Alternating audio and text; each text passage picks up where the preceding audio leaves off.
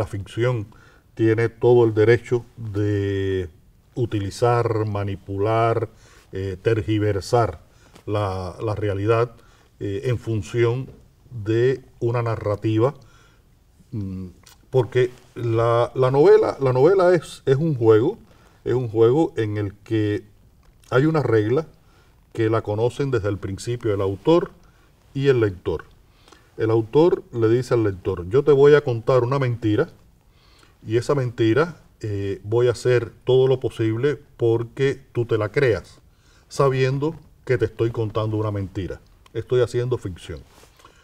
Pero creo que hay una responsabilidad, porque la letra impresa tiene un prestigio, tiene un peso cultural, social, y creo que por lo menos es lo que yo hago. Trato de que cada vez que me refiero a una realidad histórica, parto de una investigación lo más profunda que puedo y de un respeto de las cronologías, las esencias de los procesos históricos.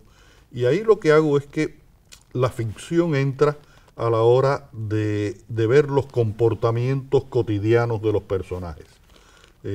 Nadie sabe exactamente qué cosa fue lo que Trotsky le dijo a otro personaje histórico en una determinada situación que yo he creado o que existió.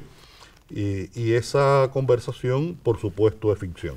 En ese libro que yo te hablaba de la novela de mi vida, hay un diálogo que es el centro de la novela, es la esencia de la novela, entre el poeta José María Heredia, que estaba en el exilio porque era un conspirador contra la metrópoli española.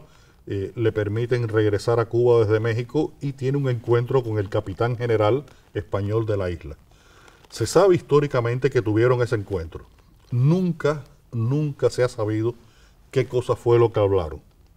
Bueno, pues toda esa conversación es ficción, pero es ficción a partir de lo que yo sé que pudieron haber hablado o lo que yo especulo que pudo haber sido esa conversación a partir de la investigación histórica que hice.